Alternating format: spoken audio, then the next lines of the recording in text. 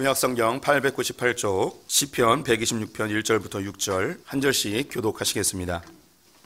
여호와께서 시온의 포로를 돌려보내실 때에 우리는 꿈꾸는 것 같았도다. 그때 우리 입에는 웃음이 가득하고 우리 혀에는 찬양이 찼었도다. 그때의 문 나라 가운데에서 말하기를 여호와께서 그들을 위하여 큰 일을 행하셨다 하였도다. 여호와께서 우리를 위하여 큰 일을 행하셨으니 우리는 기쁘도다. 여호와여 우리의 포로를 남방 시내들 같이 돌려 보내소서. 눈물을 흘리며 씨를 뿌리는 자는 기쁨으로 거두리로다. 울며 씨를 뿌리러 나가는 자는 반드시 기쁨으로 그 곡식단을 가지고 돌아오리로다. 아멘. 아멘. 성도님들 새해 복 많이 받으십시오. 네, 감사합니다. 옆 사람에게 인사하겠습니다. 새해 복 많이 받으십시오. 네, 올해 주제로 눈물로 씨를 뿌리는 자 기쁨으로 거두리로다라는 주제를 정해 보았습니다. 시편 126편에 나와 있는 구절이고 우리 성도님들도 매우 익숙한 성경 구절이라고 생각이 듭니다. 성경을 보게 되면 우리 크리스찬들에 대하여서 매우 이중적인 표현을 할 때가 종종 있습니다. 성경은 우리에 대해서 죄인이라 이야기하죠. 우리는 철저하게 죄인 맞습니다. 그런데 참 놀랍게도 정반대로 주님께서는 우리에 대해서 의인이다 라고 칭하십니다. 우리를 의롭다 이야기하십니다. 그럼 우리는 무엇일까요? 죄인일까요? 의인일까요?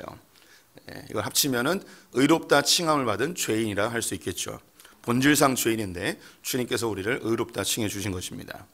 또 성경에 보면 우리는 거룩한 나라다, 존귀한 자녀다, 신묘막측하다, 우리에 대해 매우 가치 있게 설명하는 구절도 있습니다. 하지만 정반대로 우리를 대해서 너희는 먼지다, 너희는 벌레다 라는 이야기를 합니다. 뭘까요? 우리는 벌레일까요? 존귀한 자일까요? 이걸 합치면 본질상 우리는 먼지이고 벌레 같은 존재이지만 주님 때문에 존귀한 자가 되었다는 거겠죠.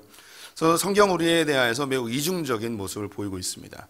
우리 성도님들이 한 가지에만 치우쳐서는 안 되죠. 우리가 의롭다 해서 우리가 교만하면 안 됩니다. 우리가 또 죄인이라 해서 침울할 필요도 없죠. 우리가 존귀한 자라 하여서 다른 사람을 비방해서는 안 되고 우리가 먼지와 같다 해서 우리가 침울에 빠질 필요가 없습니다. 또 오늘 본문에 나와 있는 이중적 표현 중에 한 가지가 뭐냐면 성경은 우리에 대해서 기뻐하라고 이야기합니다. 성경 곳곳에서 기뻐하라는 이야기를 많이 합니다.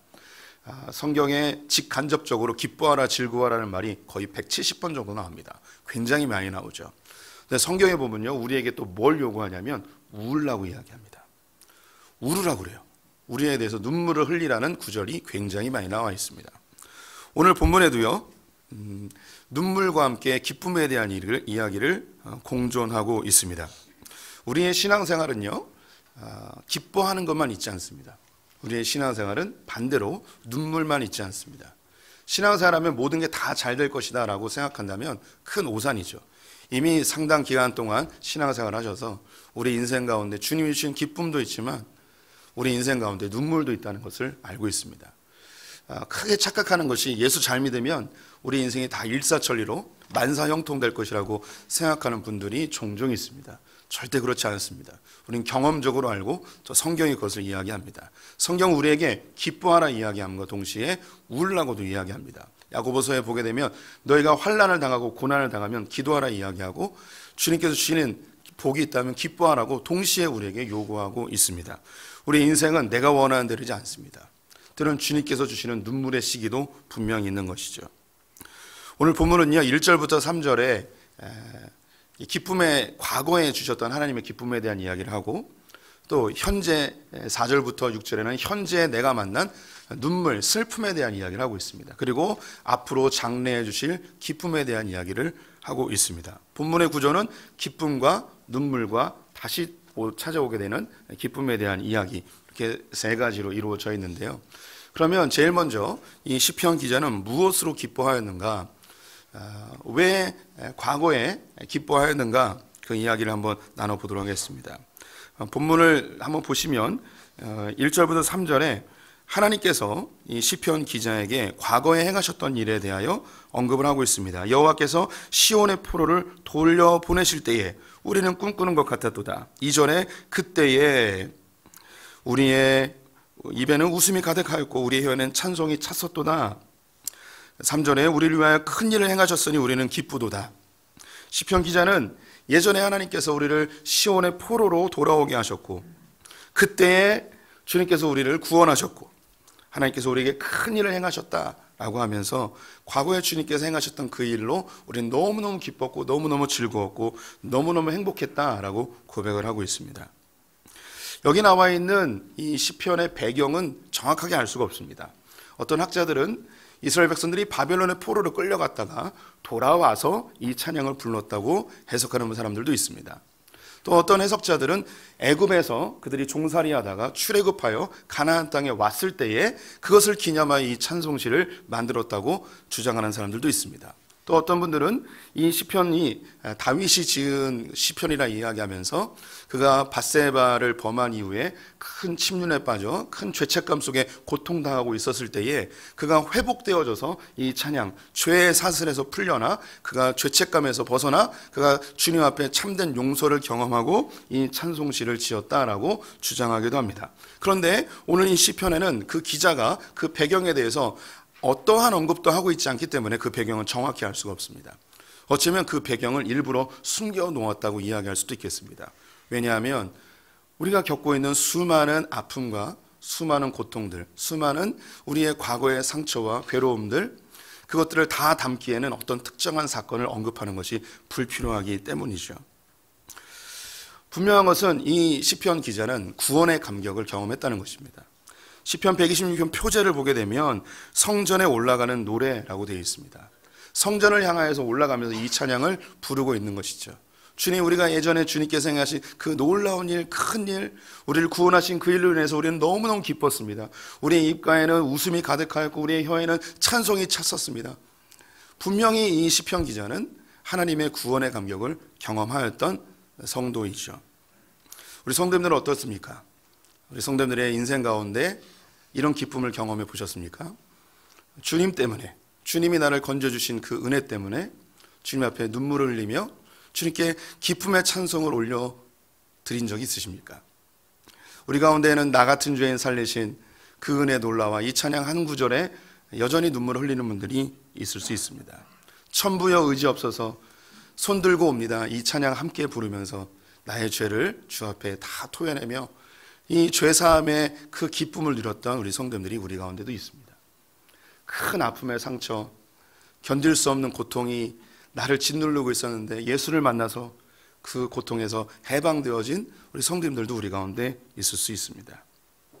어떤 분들은 큰 죄책감에 시달리고 있었는데 예수 그리스도의 십자가의 보혈로 나의 죄가 다 깨끗게 되었다는 그 한마디에 내 마음의 무거운 짐이 다 사라지고 참된 마음의 자유를 누리신 분들이 우리 가운데 있을 수 있습니다.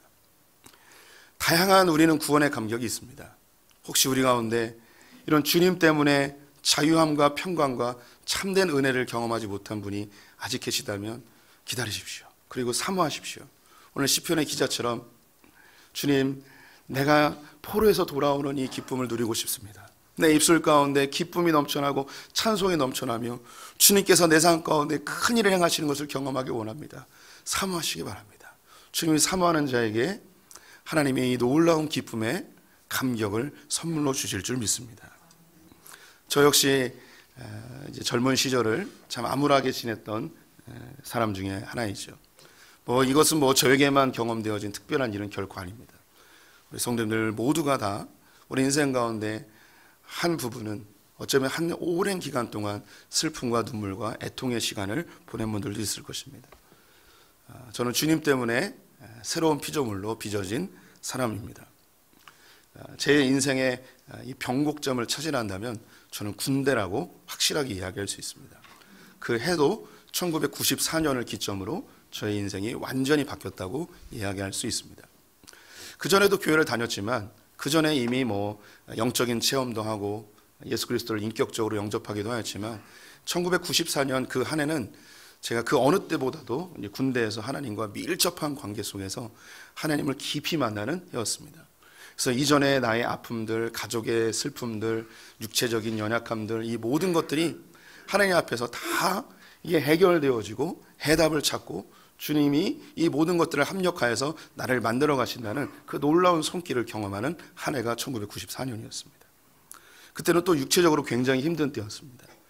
우리나라의 제일 뜨거웠던 해 중에 1994년이 기록되어 있거든요.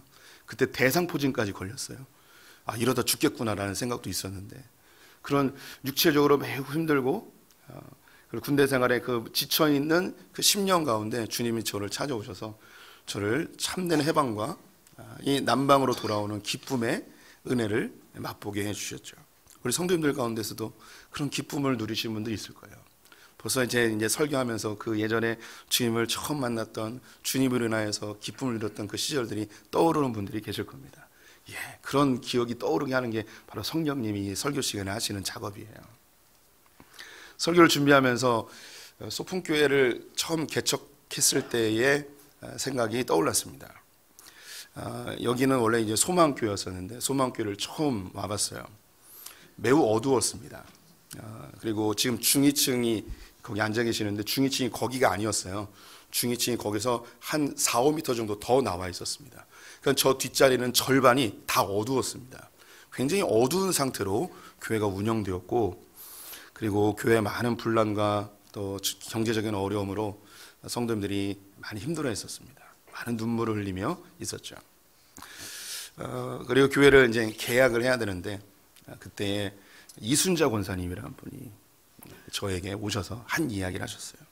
자신이 얼마 전에 기도하면서 눈물로 기도하면서 이 교회에서 환상을 봤다는 거예요. 그 환상이 뭐냐면 이 교회 예배당이 사람들을 꽉 차 있는 그런 환상을 봤다는 거죠. 그러면서 이 소풍교회가 개척되는 것을 기뻐하였던 그 모습이 떠오릅니다. 그런데 그 이순자 권사님의 그 환상처럼 소풍교회가 얼마 지나지 않아 성도들로 꽉 차 있는 모습을 보게 되었습니다. 저는 이 소풍교회가 이렇게 부흥하고 이게 참 하나님 앞에 멋지게 사용되는 것에 있어서 저는 그 원인이 우리 성도님들의 그 수고 헌신이 분명히 있지만 그 가장 밑바탕에는 저는 부인할 수 없는 것이 이 소풍교회가 있기 전에 이 소망교회 25년 동안 이 자리에 있었는데 이 소망교회를 지키신 그 눈물의 기도가 있었다고 저는 확신합니다. 그래서 우리 전임 목사님이신 권혁선 목사님도 이 소풍교회, 소망교회 성도님들을 존귀히 여기시고 지난번 은퇴식 때도 우리 소망교회 출신의 성도님들을 따로 모아서 식사의 자리를 하셨는데 권 목사님이나 저나 동일한 마음이 있습니다. 이 자리에서 오랫동안 그 어둠의 세월들, 다툼과 갈등의 세월들을 눈물로 견뎌내신 그 권사님들, 장로님들의 기도가 있었기 때문에 지금의 소풍교회가 있다고 저는 확신을 합니다. 그렇게 이제 교회가 새로 세워지는 기쁨들, 또 우리 성도님들이 영혼이 새로워지고 자유함을 누리는 그런 기쁨들을 우리는 이전에 경험했던 존재들이죠. 그런데 이렇게 신앙생활을 시작을 하면 다 좋고 다 행복할 것 같은데 그렇지만은 않아요. 오늘 이제 4절부터 보게 되면 이제 눈물을 흘리는 장면이 나오게 됩니다. 우리의 신앙생활은 눈물이 동반되어진다 할 수 있겠습니다. 예수를 믿으면 다 만사 형통할 것 같지만 그렇지만이 않습니다. 성경은 아예 우리에게 알려주고 있습니다. 우리 인생에는 가시덩굴과 엉겅퀴가 늘 끊임없이 존재한다는 것을 알려주죠. 복음은요, 우리 인생 가운데 문제를 없애는 것이 복음이 아닙니다. 복음은 우리 인생 가운데 만나는 그 문제들을 뚫고 나갈 수 있게 하는 능력을 주는 것이 복음입니다. 그래서 내게 능력 주신 자 안에서 나는 모든 것을 할 수 있다는 이 말씀은 내가 슈퍼맨이 된다는 이야기가 아니고 내게 만나는 모든 고난과 시련을 뚫고 나갈 수 있는 능력이 성령 안에서 공급되어진다는 것이죠. 우리 성도님들 잘 기억해 주십시오. 예수를 믿는다는 것은요, 내 인생에 아무 문제 없이 평안하게 일사천리로 만사형통되는 게 예수 믿는 게 아니고요, 예수를 믿는 것은 모든 고난을 뚫고 나갈 수 있는 능력이 공급된다는 사실을 꼭 기억해 주셨으면 좋겠습니다. 복음은요, 능력이에요, 능력. 복음은 내가 원하는 대로 내 인생이 풀려나가는 게 아니고, 복음은 내가 원하지 않는 상황에 놓였을지라도 그것을 주님과 함께 뚫고 나갈 수 있는 능력임을 꼭 기억해 주셨으면 좋겠습니다. 오늘 본문은 꿈꾸는 것 같았던 그 입가에 웃음이 가득했던 그 성도가 성전에 올라가면서 눈물을 흘리고 있습니다. 울고 있어요. 성전에 올라가면서 기쁘게 올라가야 되는데 울고 있습니다. 참 놀라운 게 이 본문에서도 왜 울고 있는지 그 이유를 설명하고 있지 않습니다. 어떤 사연 때문에 성전에 올라가며 울고 있을까요? 주님 어디 계십니까? 주님 왜 그러십니까? 내가 뭘 그렇게 잘못했습니까? 내가 예수 믿고 내가 죄 진 것도 없는데 내 인생에 왜 이런 환난과 시련이 찾아왔습니까? 우리 성도님들도 오늘 이 예배당에 찾아오실 때에 어쩌면 모두가 다 기쁘게 오신 분들이 아닐 수도 있습니다. 눈물을 흘리며 오신 분들도 있을 수 있습니다. 어떤 분들은 자녀의 문제 때문에 눈물을 흘리며 올라오신 분들도 있을 거예요. 어떤 분들은 겉으로는 웃으면서 새해 복 많이 받으세요라고 이야기하지만 당장 재정의 문제로 힘들어하는 분들도 우리 가운데 있을 수 있습니다. 당장 거래처가 끊길 수도 있고 또 수주가 들어오지 않아서 사업을 어떻게 올해로 이끌어 가야 되는가 답답한 마음으로 오신 분들도 있을 수 있습니다. 갑자기 찾아온 건강의 문제로 슬픔에 눈물을 흘리며 예배당에 찾아오신 분들도 있을 것입니다. 당장 이번 주에 수술을 앞두고 있는 한 권사님도 오늘 본당 뒷자리에 앉아 계십니다. 갑작스럽게 남편의 암의 소식으로 어떻게 해야 될지 모르는 답답한 마음으로 찾아오신 분들도 분이 또 우리 교회 지금 예배당에 앉아 계십니다. 또 답답한 자기의 미래에 대해서 어떻게 해야 될지 몰라 눈물을 흘리며 오늘 이 예배당에 찾아오신 분들도 있을 것입니다. 반복되는 죄의 문제들, 무기력한 나의 삶, 해결되지 않은 나의 상처의 문제들, 수많은 문제들 때문에 눈물을 흘리게 되어 있습니다. 예수를 믿는데 왜 이런 일이 벌어지는가? 예수 믿으면 다 잘 될 것 같았는데 왜 이런 눈물이 나에게 찾아왔는가? 우리의 인생 가운데 눈물은 반드시 동반되어집니다. 예수 믿어도 슬픕니다. 예수 믿어도 아픕니다. 예수 믿어도 죽을 수 있습니다. 예수 믿어도 힘듭니다. 그런데 오늘 본문에는 놀라운 소망을 주고 있습니다. 눈물을 흘리며 씨를 뿌리는 자는 기쁨으로 거두리로다. 더 놀라운 것은 6절에 울며 씨를 뿌리러 나가는 자는 반드시 기쁨으로 그 곡식단을 가지고 돌아오리라. 반드시. 우리 성도들에게 여쭤보고 싶습니다. 언제 마지막으로 울어보셨습니까? 언제 눈물을 흘려보셨습니까? 내 삶에 찾아온 삶의 문제를 놓고 울어본 적이 있으십니까? 오늘 이 본문은 울라는 거예요. 이 본문의 핵심은 울라는 겁니다. 울어야 될 상황이 놓이면 울어야 되는 거예요. 그런데 그냥 슬퍼서 애통해서 내 처지가 너무 한탄스러워서 우는 게 아니고 주님 앞에 씨를 뿌리는 마음으로 우는 거예요. 눈물의 씨를 뿌려야 되는 거죠. 뭘까요 이게? 기도죠. 기도. 눈물의 기도를 뿌리라는 거예요. 그러면 반드시 기쁨으로 단을 거둔다는 것입니다.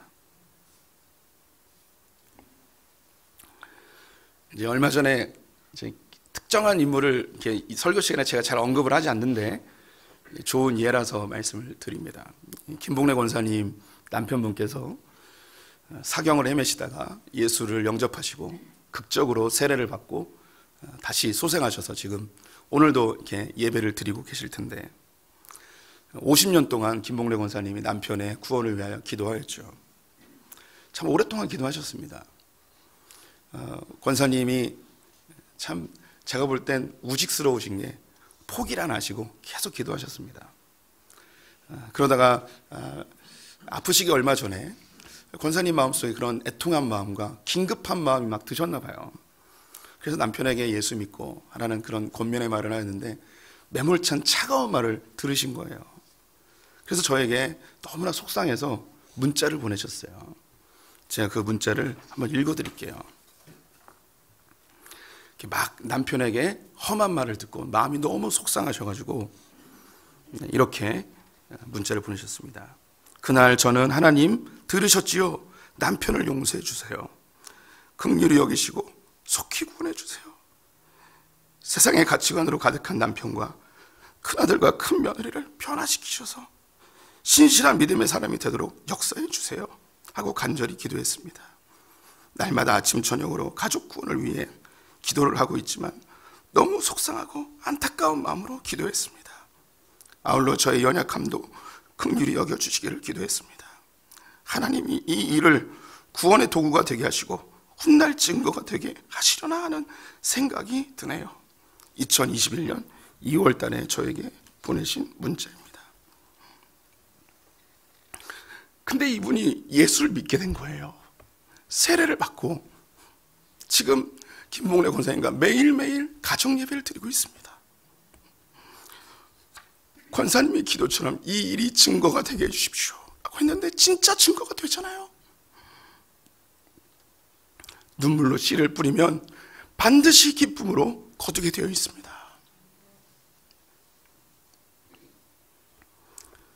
얼마 전에 김혜숙 권사님도 오랫동안 기도했던 남편분이 교회로 등록하셔서 더 기쁨을 거두었죠. 성도님들, 주님 때문에 눈물을 흘려보셨습니까? 복음 때문에 눈물을 흘려보셨습니까? 왜 예수를 믿으면 눈물이 많아지는가? 기준이 생기거든요. 저게 아닌데, 저렇게 가면 안 되는데, 나 자신을 볼 때도 주님이 원하시는 모습이 이 모습이 아닌데, 자녀를 볼 때 저렇게 살면 안 되는데, 명확한 기준이 생기거든요. 복음은 우리에게 진리를 알려주거든요.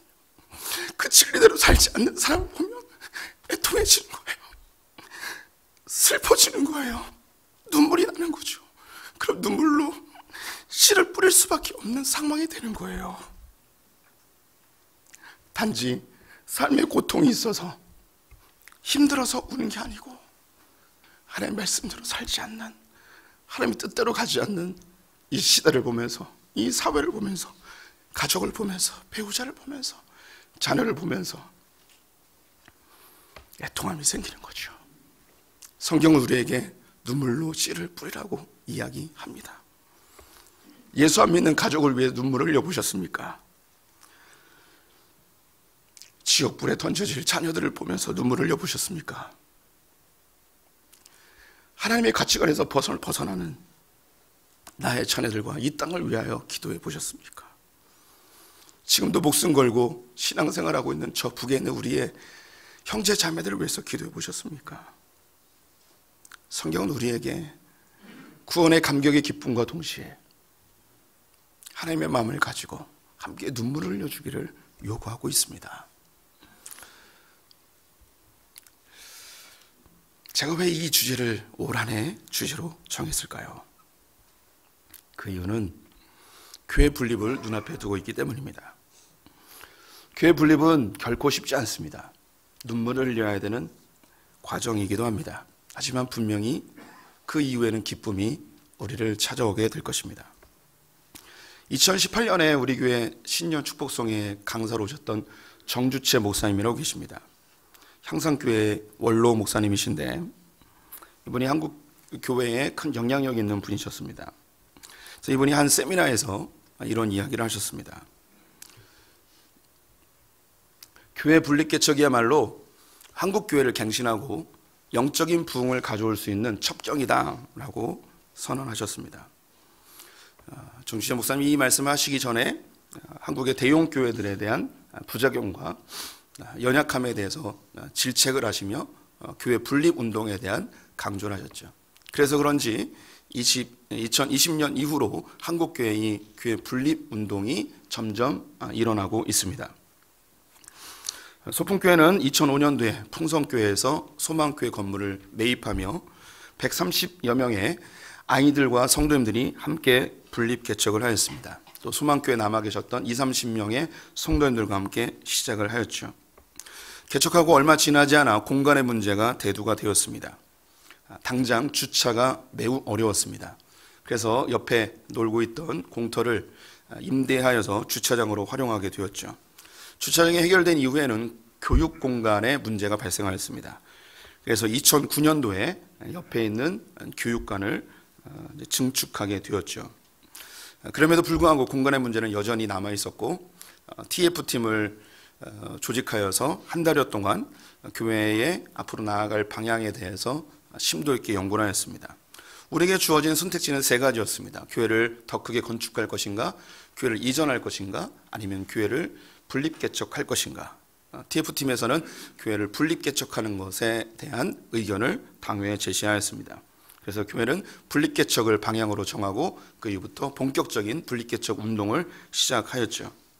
그래서 2009년도에 부천 소풍교회를 개척하였습니다. 이때는 많이 준비되어지지 않은 때여서 4명의 성도들이 함께 동참하였습니다. 하지만 놀랍게도 지금은 80여 명의 성도들로 성장하여서 아주 멋진 우리 소풍교회 첫 번째 분립개척에 아주 좋은 샘플이 되고 있습니다. 그 이후에 교회가 이런 우리 개교회 중심으로 모이는 것이 아니고 흩어지는 사역들, 하나님 나라, 좀 넓은 시야로 하나님 나라를 바라봐야 된다는 그런 실천적 사역으로 흩어지는 교회 사역을 진행하였습니다. 5년 동안 주변에 있는 6개의 교회에 매주 10명에서 20명 정도를 보내서 그곳에 예배를 드리고 그 교회를 섬기도록 하였죠. 섬겼던 모든 교회가 다 잘된 것은 아니었지만 그 중에 연수구에 있는 산소망교회라는 곳이 그 중에 가장 열매가 좋았습니다. 그래서 이 교회가 자립하고 또 건물 상가를 매입하면서 총회에 알려지게 되었고 이것이 교계 신문에 나게 되었습니다. 그래서 그 신문을 하나 보여드리도록 하겠습니다. 신문에 잘 보이실지 모르겠는데 제가 파란색으로 칠해놨습니다. 기독신문에 났던 기사입니다. 보이시나요? 김철수 목사는 소망이 풍성한 교회 가로 열고 김창현 목사를 비롯하여 이렇게 되어 있습니다. 잘 안 보이실 수도 있는데 산소망교회가 자립하고 건강하게 성장하는 데 있어서 가장 큰 도움을 준 교회를 저렇게 신문기사에 빡 박아놨습니다. 제가 왜 이거 보여줬냐면 이게 안 보여주면 안 믿는 분들이 있어가지고 보여드렸습니다. 그 이후에 2018년 4월에 예선교회를 분립하게 되었고 2021년 11월에 더본교회를 분립하게 되었습니다. 하지만 이런 분립의 과정 속에서도 교회의 장소의 문제는 여전히 해결되지 아니하였고 코로나 이전에 교회는 급격히 더욱더 성장하고 있었습니다. 그러다 2019년에 저는 중대한 결단을 내릴 수밖에 없었습니다. 이대로 진행되다가는 교회는 급격히 노화되고 교회의 생명력이 상실될 것이 눈에 보였기 때문입니다. 이건 어쩌면 우리 성도님들이 느끼지 못하는 목회자만이 느낄 수 있는 본능적인 감각이라 할 수 있겠습니다. 그래서 당회에 이 중대한 시기에 우리는 3가지 중에 한 가지를 선택해야 된다고 제시를 하였습니다. 교회를 이전하거나 아니면 교회를 적극적으로 분립하거나 아니면 담임 목사를 바꾸거나 이 세 중에 하나를 선택해야 된다고 말씀을 드렸습니다. 그러다가 놀랍게도 주차장이 폐쇄가 되었습니다. 이 주차장의 폐쇄는 하나님의 중대한 사인으로 받아들여지게 되었고 우리는 이제 교회 분립에 대한 상황에 놓이게 되어졌죠. 교회 분립은 단순히 교회를 2개로 나누는 것이 아닙니다. 교회 분립은 하나님 나라의 확장입니다. 이 과정 속에는 분명히 고통이 있습니다. 눈물이 있게 되어집니다. 먼저 개척하였던 박희환 목사님이나 송효선 목사님 역시 분립개척임에도 불구하고 많은 눈물과 힘든 과정들이 있었다고, 해산의 고통이 있었다고 고백하는 것을 들었습니다. 하지만 초대교회로부터 교회 분립은 하나님 나라의 확장으로 사용되었습니다. 예루살렘 교회가 유대인들의 핍박에 의하여 흩어지게 되었고 이 흩어진 그리스도인들은 유대 땅과 사마리아 땅으로 넘어가게 되어졌죠. 원수처럼 생각했던 사마리아 땅에 사마리아 교회가 개척되게 되었습니다. 또한 사마리아 땅을 뛰어넘어 이방 땅인 안디옥에도 주님의 교회가 세워지게 되었죠. 그 이후에 사도행전을 보게 되면은 이것은 전도의 이야기라기보다는 교회 개척의 이야기입니다. 바울은 전도에서 멈추지 아니하고 반드시 교회를 개척하는 것을 보게 됩니다. 갈라디아서는 갈라디아 교회가 아니라 갈라디아 지역에 있는 교회들에게 보내진 것이고 골로새 교회를 중심으로 그 주변에 많은 교회들이 새롭게 개척이 되었습니다. 요한계시록을 보게 되면 7개의 교회가 언급되는데 이 7개의 교회가 에베소 교회라는 이 모 교회를 중심으로 분립된 교회들입니다. 이처럼 초대교회로부터 교회는 끊임없이 분립되어지고 이 분립을 통해서 하나님 나라가 확장된 것을 우리는 볼 수 있습니다. 한국교회의 가장 위대한 영적 부흥이라 하면 1907년에 있었던 평양 대부흥입니다.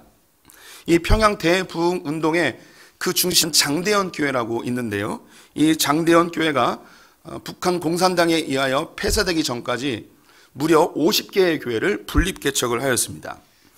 그 중에 표를 하나 준비해 보았는데요. 잘 보이지 않으시겠지만 1903년부터 1909년까지 자료에 남아있는 것이 11개 교회를 분립 개척한 것입니다. 이 교회를 분립 개척하고 이 교회가 또 다른 교회를 분립하는 일들도 있었습니다. 자료들을 보게 되면 담임 목사님이 나가서 분립 개척을 하고 그 교회를 후임에게 물려주는 경향도 있었습니다. 또 어떤 사례의 경우에는 교회가 한 300여 명이 있었는데 250명이 분립 개척을 하고 본교회는 60여 명이 남는 그런 일도 있었습니다. 한국 초대교회에는 이런 분립 개척의 운동들이 들풀처럼 퍼져나갔고, 그리하여 이 평양은 살아있는 예루살렘이라는 그런 별칭을 얻게도 되었습니다. 이런 초대교회의 이 교회 분립의 그런 흐름들은 인천에도 있었죠. 우리 저 자유공원 밑에 가면 인천 제1교회라고 있습니다. 근데 제1교회에서 나온 게 숭이 로타리에 있는 제2교회가 있습니다. 제3교회가 있고 무려 제10교회까지 분립 개척이 되었습니다. 그 이후의 교회들은 이름이 좀 서툴러서 이름을 바꾸어서 부르게 되었죠. 전국 곳곳에 이렇게 분립 개척되어진 교회들이 수없이 많이 있습니다. 하지만 1970년대 이후 한국교회의 산업화와 도시화가 이루어지면서 개교회 중심적으로 바뀌어가며 이 분립 개척 운동은 사라지고 한국교회의 메가처치라고 하는 대형 교회들만이 주목을 받게 되었죠. 이제 한국교회의 중요한 전환점에 놓여 있는 것 같습니다. 교회 분립 운동이 점점점 확장되어지고 있죠. 작년에 한국교회에서 가장 유력하게 저와 어깨를 나란히 하는 이찬수 목사님께서 분당 우리 교회를 29개로 분립하는 놀라운 일을 하셨습니다. 아마 우리 교회를 본받은 것이 아닌가 조심스럽게 추측을 해보지만 아닐 것 같다는 생각이 듭니다. 이제 우리는 2023년 새로운 발걸음을 내딛게 되는데 이 발걸음에 우리 눈물을 흘릴 수도 있습니다. 헤어짐의 아픔도 있을 수도 있고, 이제 그리운 성도들을 이제 좀 가까이서 보지 못하는 상황에 들 수도 있습니다. 옮기는 교회는 단독 건물에 있다가 이제 상가 교회로 가게 되는데 벌써 인테리어를 시작하면서부터 이 상가 교회 어려움이 이런 거구나라는 여러 가지 이런 고민들이 생기게 됩니다. 뭐 포스터나도 붙이려면 돈을 내고 붙여야 되는 그런 상황입니다. 또 이곳에 새롭게 개척되어지는 교회는 완전히 새로운 교회로 하나님이 기뻐하시는 멋진 교회로 또 탄생이 될 것입니다. 남석진 목사님과 함께 힘을 많이 모아주시는 성도님들 되셨으면 좋겠습니다. 하나님 나라가 확장되는 걸 보십시오. 우리가 눈물을 흘리면 반드시 기쁨으로 단을 거두게 되어 있습니다. 소풍교회는 지금까지 기쁨을 누렸습니다. 하나님께서 이곳에 멋진 교회를 세우셨고 부흥의 은혜를 주셨습니다. 이제 눈물로 씨를 뿌려야 되는 해입니다. 이렇게 우리가 눈물로 씨를 뿌리게 되면 반드시 기쁨으로 곡식단을 거두게 됩니다. 그러면 올해 분립 때까지, 아니 올 한 해 전체를 우리 성도님들은 뭘 하셔야 될까요? 한 가지입니다. 눈물로 기도해 주십시오.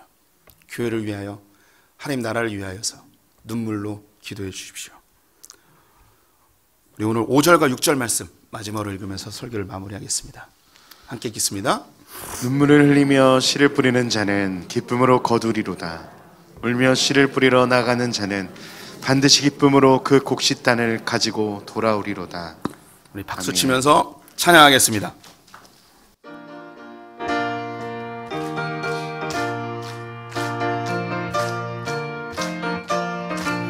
새벽부터 우리 사랑함으로써 저녁까지 씨를 뿌려봅시다.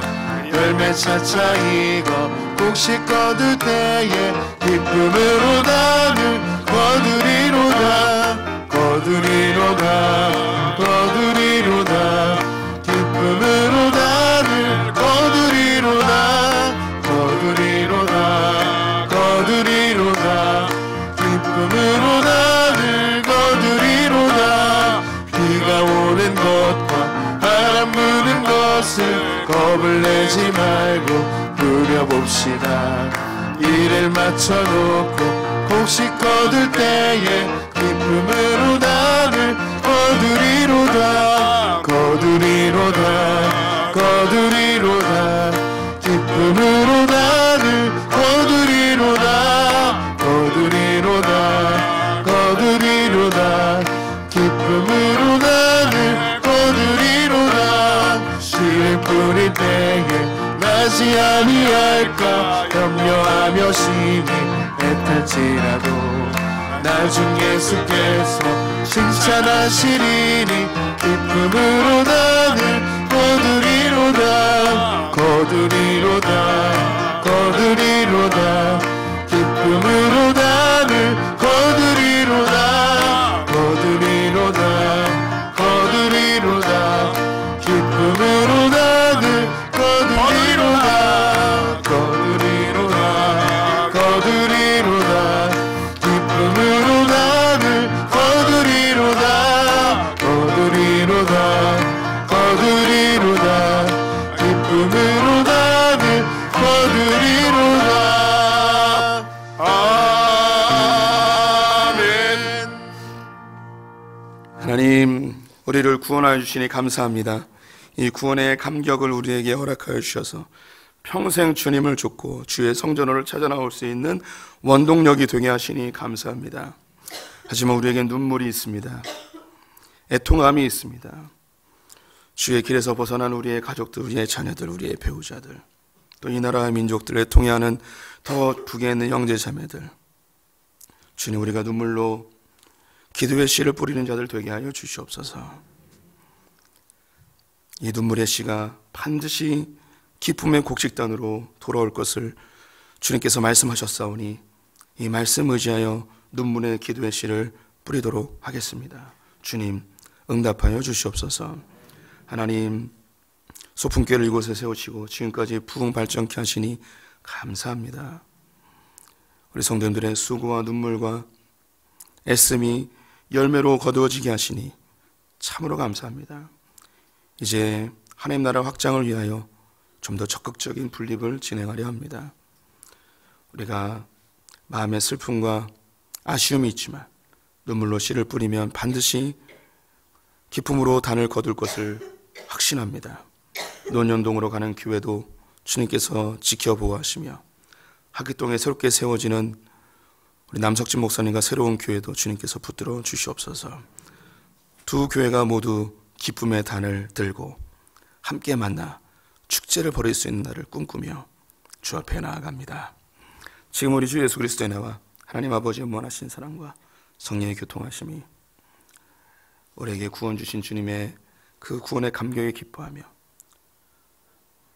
어떤 주님 나라 위하여서 애통하며 눈물을 흘리는 우리 소풍의 모든 성도들 가운데, 우리의 자녀들 가운데, 저 북에 있는 형제자매들, 열방의 선교사님들 외치부터 영원토록 함께 계시일지어다. 아멘.